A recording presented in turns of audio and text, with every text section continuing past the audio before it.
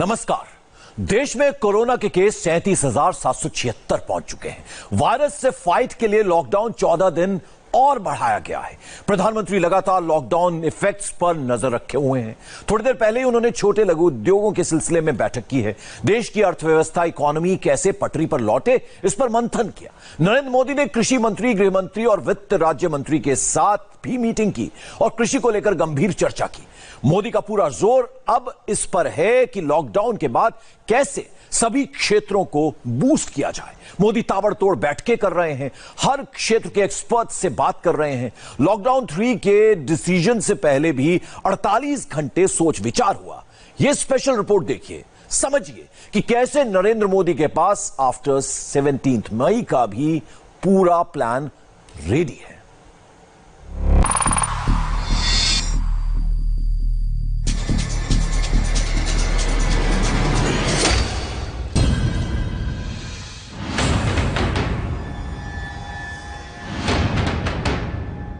पिछले 48 घंटे से प्रधानमंत्री मोदी क्या कर रहे थे, जानते हैं क्या कर रहे थे प्रधानमंत्री? ये उनके 2 दिनों का टाइम टेबल है। इन 2 दिनों में ताबड़तोड़ प्रधानमंत्री ने करीब 5 मीटिंग की, एक एक दिन में 2-2 और 3-3 मीटिंग की। क्यों इतने एक्टिव थे पीएम, उसकी एक एक डिटेल इंडिया टीवी के पास मौजूद है। इंडिया टीवी के पॉलिटिकल एडिटर जयंत घोषाल और सीनियर एडिटर देवेंद्र पराशर ने ये एक्सक्लूसिव जानकारियां जुटाई हैं। इन डिटेल्स को हर किसी को जानना चाहिए ताकि पता चल सके कि मोदी सरकार कोरोना और लॉकडाउन के इफेक्ट को लेकर कितनी ज्यादा सीरियस है। 40 दिनों के लॉकडाउन इफेक्ट के बाद सरकार के ऊपर काफी दबाव था। सबसे बड़ा दबाव था पैसा जुटाने को लेकर। इसके अलावा राज्यों का प्रेशर अलग से था, क्योंकि राज्यों के राजस्व के सारे रास्ते तकरीबन बंद थे, खजाना खाली हो रहा था। इसके अलावा सरकार के ऊपर एक और दबाव था, रोजमर्रा कमाने वाले दिहाड़ी मजदूरों की रोजी रोटी छीन जाने का, छोटे मोटे कारोबारियों के कारोबार का ठप हो जाने का। बिजनेसमैन की समस्याएं अलग से थी।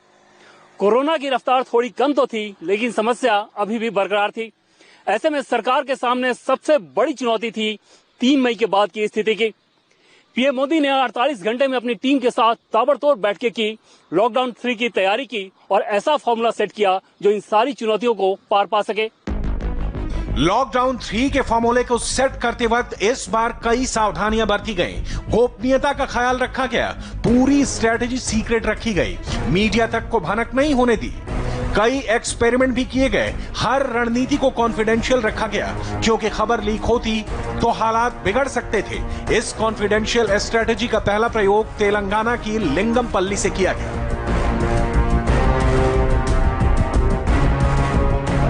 किसी को कानो कान खबर तक नहीं हुई। शुक्रवार को सुबह 4:50 पर झारखंड के मजदूरों को तेलंगाना के लिंगमपल्ली से झारखंड के हटिया पहुंचा दिया गया।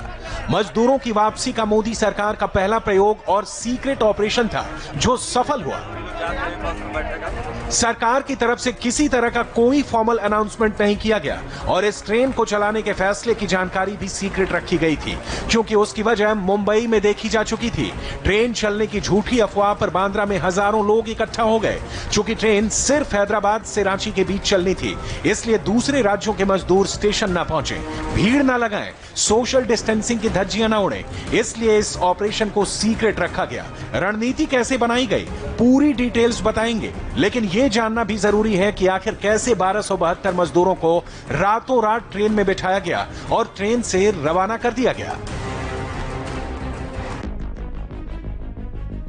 सभी को सुरक्षित पहुंचाना सबसे पहली जिम्मेदारी थी, लिहाजा इस ऑपरेशन को इसी हिसाब से अंजाम दिया गया। मजदूरों को उनके इलाकों से पहले लिंगमपल्ली आईआईटी कैंपस में लाया गया। यहां पहले से बसों का इंतजाम था, बसों को सैनिटाइज किया गया। मजदूरों की स्क्रीनिंग तो पहले भी हो चुकी थी। सोशल डिस्टेंसिंग का ध्यान रखते हुए 57 बसों में 1272 मजदूरों को बैठाकर स्टेशन लाया गया।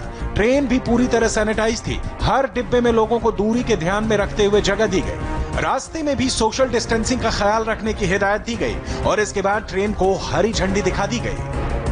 ट्रेन का समय सुबह 4:50 रखा गया ताकि ज्यादा लोगों तक ये खबर न पहुंचे। रेल अधिकारियों के अलावा सिर्फ मजदूरों को इस बात की जानकारी दी गई।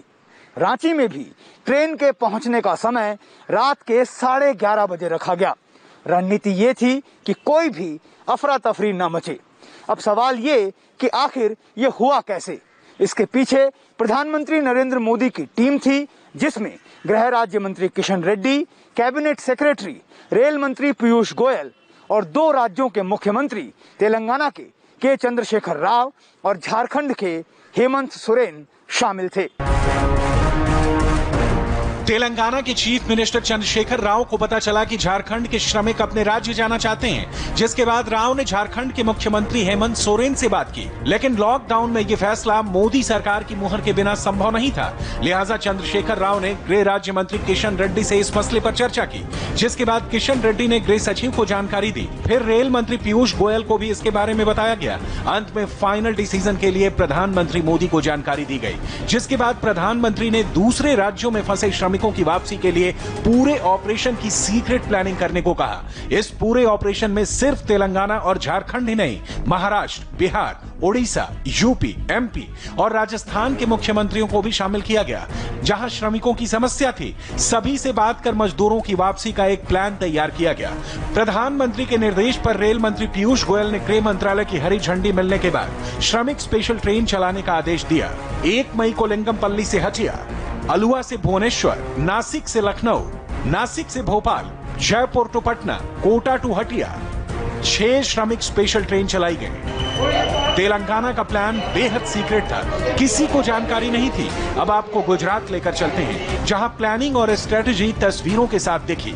यहां ट्रेन भी नहीं आई थी, मजदूर भी नहीं आए थे, लेकिन क्या करना है, कैसे करना है, उसकी पूरी तैयारी की जा चुकी है। अहमदाबाद स्टेशन के बाहर और अंदर प्लेटफॉर्म पर बाकायदा सर्किल बनाकर मार्किंग की गई है। पूरी सेफ्टी और सुरक्षा को ध्यान में रखा गया। आप देख सकते हैं पूरे जो प्लेटफॉर्म 1 के बाहर का एरिया है, वहां पे ये मार्किंग्स कर दी गई हैं 1-1 मीटर के डिस्टेंस पे, दोनों तरफ, आगे पीछे, और पूरा एक सिस्टम से चलेगा ये सारा जो मूवमेंट होगा मजदूरों का। मजदूर आएंगे यहाँ से एक लाइन में, जैसे यहाँ से आते हुए वो वापस इस तरफ से आगे बढ़ेंगे और ऐसे घूमते हुए वो फिर आगे इस लाइन पे अपने आएंगे, और यहाँ से आप देख सकते हैं उनको टर्न लेके वापस लाइन जो है आगे प्रोग्रेस करेगी, और इस तरह से घूमते हुए वो यहाँ आएंगे। और यहाँ एक मास टनल लगी हुई है, मास सैनिटाइजिंग टनल यहाँ लगी हुई है, उसमें से वो पास होंगे, पूरी तरह सैनिटाइज उनको किया जाएगा और उसके बाद फिर वो प्लेटफॉर्म पे जाएंगे। ट्रेन कब जाएगी ये अभी तय नहीं है, मैं आपको दिखाता हूँ। प्लेटफॉर्म के अंदर भी जब वो मजदूर घुसेंगे तब सोशल डिस्टेंसिंग के सारे जो प्रिंसिपल्स हैं उसको ध्यान में रख के ही सारा अरेंजमेंट जो है यहाँ पे किया हुआ है। आप देख सकते हैं सारी जो बेंचेस वगैरह हैं वो काफ़ी दूरी पे लगाई गई है। इसके अलावा यहाँ पे अगर आप देखें प्लेटफॉर्म पे जहाँ उन्हें लाइन लगा के खड़े होना है, ये यहाँ पे भी 1-1 मीटर की मार्किंग कर दी गई है। अहमदाबाद कालूपुर स्टेशन से ट्रेन कब चलेगी ये अभी तय नहीं हुआ है। वैसे भी अहमदाबाद का कालूपुर स्टेशन जो है वो इस वक्त शहर के रेड जोन में पड़ता है, इसलिए हो सकता है कि जो दूसरे स्टेशन हैं अहमदाबाद के वो उन्हें भी यूज़ किया जा सकता है। रेड जोन में कालूपुर स्टेशन था, लिहाजा एक और स्टेशन साबरमती को भी तैयार रखा गया, जहां पर बसों से मजदूरों को लाया गया। सब कुछ सोशल डिस्टेंसिंग का पालन करवाते हुए सबकी स्क्रीनिंग करने के बाद 1200 मजदूरों को रेलवे पुलिस की निगरानी में आगरा के लिए भेजा गया। आगरा के लिए प्लान किया है हमने और लगभग 1200 लोग इसमें जाएंगे और अभी एक एक करके बस में properly screen passenger state administration ही लेके आ रहा है और यहाँ से उसको ऑनबोर्ड करा के हमारी कस्टडी में और पुलिस, स्टेट पुलिस और हमारी रेलवे पुलिस की कस्टडी में ये लोग आगरा तक जाए। टोटल स्लीपर के और जनरल मिला के 20 कोचेज हैं और हमने 1200 पैसेंजर अलाउ किए हैं। नॉर्मली इससे ज़्यादा कैपेसिटी होती है, लेकिन सोशल डिस्टेंसिंग के जो गाइडलाइंस है उसके चलते हमने मिडिल बर्थ को डिसेबल किया है और एक कोच में मैक्सिमम 60 लोग को अलाउ करेंगे। अहमदाबाद से माइग्रेंट लेबर्स को लेकर के पहली ट्रेन आगरा के लिए आप देख सकते हैं निकल चुकी है। 1200 पैसेंजर्स हैं, इसमें 1200 प्रवासी मजदूर हैं जिन्हें लेकर के ये ट्रेन जो है ये अब आगरा के लिए रवाना हो चुकी है। आप देख सकते हैं इनके चेहरों पे खुशी है और अब देखिए हाथ वेव करके यहाँ पे अपनी खुशी का इजहार कर रहे हैं ये जो माइग्रेंट लेबर्स हैं।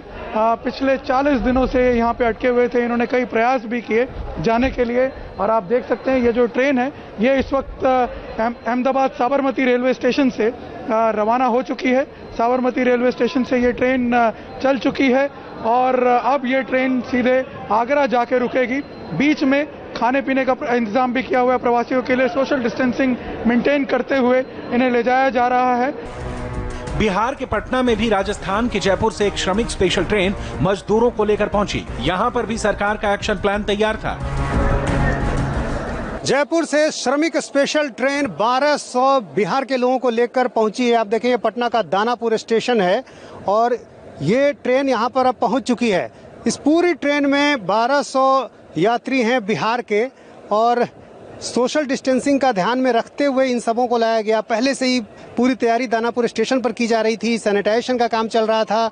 हर जगह चप्पे चप्पे पर सुरक्षा कर्मियों की तैनाती कर दी गई थी। पैसे भी खत्म हो गए, गांव से भी मंगा रहे थे, फिर उसमें जो है कितना मंगाते गांव से भी, फिर गांव में भी तो अभी काम धाम नहीं चल रहा है, इसलिए बसों की व्यवस्था कर ली गई है। जो जिस जिले के रहने वाले हैं बसों से उनके गृह जिले तक भेजा जाएगा और फिर वहाँ उनको 21 दिनों के लिए क्वारंटीन किया जाएगा। जो पटना के रहने वाले हैं उनको पटना में ही 3 क्वारंटीन सेंटर में रखा जाएगा। आखिर ये सब हुआ कैसे? रातों रात नहीं हुआ। अगर लॉकडाउन के बाद अपनी कार भी चलाएंगे तो कार स्टार्ट होने में दिक्कत करेगी। उसी तरह ट्रेन चलाना इतना आसान नहीं था। किस लेवल पर तैयारी की गई, सेफ्टी की किन किन कसौटी पर परखा गया। रामेश्वरम से आई इन तस्वीरों को देखिए। एक एक पहिए को चेक किया जा रहा है और ट्रेन को दुरुस्त किया जा रहा है ताकि जब ट्रेन यहां से निकले तो कोई दिक्कत पेश न आए।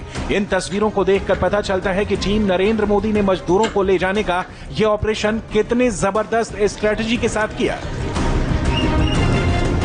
श्रमिक स्पेशल ट्रेन के प्रयोग की टेस्टिंग तो कई दिन पहले ही शुरू की जा चुकी थी, लेकिन फाइनल ऑर्डर नहीं आया था।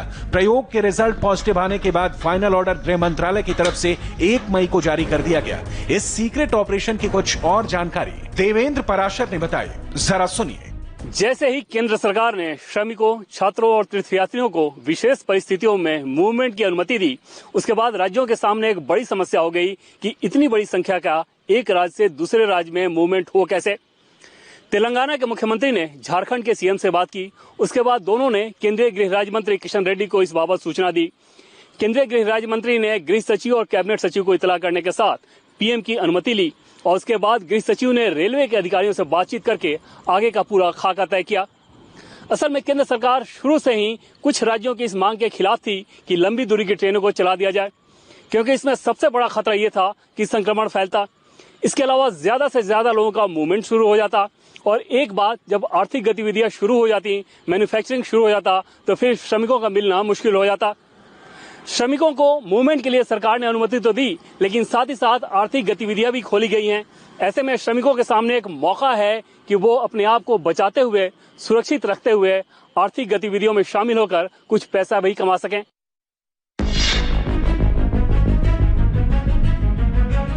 मोदी सरकार के लिए सबसे बड़ा चैलेंज लॉकडाउन के डिसीजन को लेकर था, क्योंकि कोरोना संक्रमण का डबलिंग रेट भले ही 12 दिन का हो गया था, लेकिन कोरोना को लेकर कोई गारंटी देने की स्थिति में सरकार नहीं थी। इसलिए सबसे ज्यादा जरूरी था लॉकडाउन की पॉलिसी तय करना।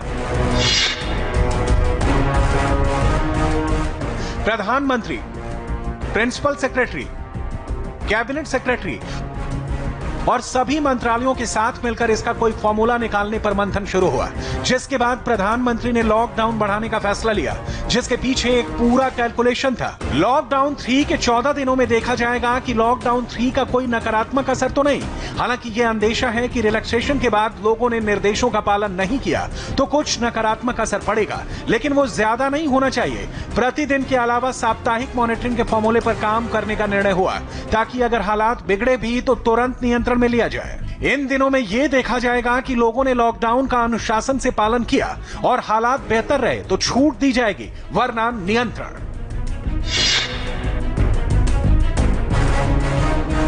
लॉकडाउन में प्रधानमंत्री के लिए बड़ा चैलेंज बनकर खड़े थे मेट्रो शहर। ज्यादातर मेट्रो शहर रेड और ऑरेंज जोन में है। रेड जोन जिलों की संख्या भले ही 130 है, लेकिन असली बड़ी चुनौती मेट्रो शहर और उसके तकरीबन 2 दर्जन जिले हैं। प्रधानमंत्री ने इन शहरों से जुड़े जिलों को फॉर्मूला निकालने की रणनीति बनाने को कहा, जिसके बाद इनके हॉटस्पॉट की पहचान की गई, जिससे लॉकडाउन में छूट देना संभव। रोजाना गाइडलाइंस को लेकर लोगों में कंफ्यूजन की स्थिति थी। प्रधानमंत्री ने इस बात के लिए विशेष रूप से जोर दिया और ऐसा तरीका निकालने को कहा ताकि लॉकडाउन में किसी भी तरह का कोई कंफ्यूजन न रहे, खास तौर से गाइडलाइंस को लेकर। इसलिए गाइडलाइंस को सार्वजनिक करने से पूर्व गृह मंत्रालय के शीर्ष अधिकारियों ने बाकायदा मीडिया को एक एक बिंदु समझाया। जिस निर्देश पर भ्रम की स्थिति संभावित थी उसे बार बार स्पष्ट किया गया। पीएमओ को सार्वजनिक सूचनाओं की मॉनिटरिंग लगातार करने के निर्देश दिए गए। लॉकडाउन 3.0 लागू करने से पहले सबसे बड़ा प्रेशर राज्यों के रेवेन्यू को लेकर था। प्रधानमंत्री मोदी भी इसको लेकर काफी गंभीर थे। पिछले 48 घंटे में प्रधानमंत्री की 5 मीटिंग का मुख्य उद्देश्य आर्थिक मजबूती को लेकर ही था, जिसमें राज्यों के राजस्व का ध्यान रखते हुए अनुमति, राज्यों की आर्थिक स्थिति पर बुरा असर, खान कोयला क्षेत्रों में आर्थिक सुधारों पर विचार, रोजगार के अवसरों को बढ़ाने की बात पर जोर, अधिक विदेशी निवेश आकर्षित करने की रणनीति, घरेलू निवेश को बढ़ावा देने का प्लान बनाने पर जोर। अपनी मैराथन बैठकों में पीएम मोदी अपने मंत्रियों और अधिकारियों से लगातार इस बात को कह रहे हैं कि कोरोना संकट तो है ही और इस संकट से हम जूझ ही रहे हैं, लेकिन इस हालात में आर्थिक तौर पर एक अवसर भी है ग्लोबल सप्लाई चेन में भारत को बड़ी हिस्सेदारी दिलाने का। अपने आप को इस तरीके से मजबूत करें कि देश की जो जरूरतें हैं उसे तो आप पूरी कर ही सके, साथ ही साथ ग्लोबल सप्लाई चेन में भारत की हिस्सेदारी ज्यादा से ज्यादा बढ़ाएं। इस लिहाज से सभी मंत्रालयों की तैयारी और काम होना चाहिए। इसके अलावा लॉकडाउन 3 लागू करने से पहले कई और फार्मूले प्रधानमंत्री ने सेट किए, जिसमें ग्लोबल सप्लाई चेन में हिस्सेदारी के लिए तैयारी, दवाओं, मेडिकल सामान, जरूरी सामान, हार्डवेयर, इलेक्ट्रॉनिक आदि क्षेत्रों के मैन्युफैक्चरिंग पर फोकस, ऊर्जा के स्रोतों के निर्माण काम को कराना जरूरी, निर्माण के दूसरे कामों पर भी फोकस। देश के गरीबों के पास इतना बैकअप नहीं है कि और घर बैठ सकें, इसलिए आर्थिक गतिविधियों में छूट, कृषि कार्य में छूट, आईटी आधारित सेवाएं और कॉल सेंटर को खोलना जरूरी था।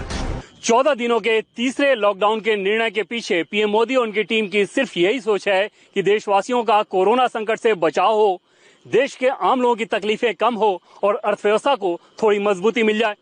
लेकिन ये सब कुछ तभी संभव है जबकि देश का हर व्यक्ति और सिस्टम इस बात को समझे कि सरकार की सोच और उसका मकसद क्या है और केंद्र सरकार के निर्देशों का पूरे तरीके से पालन करे।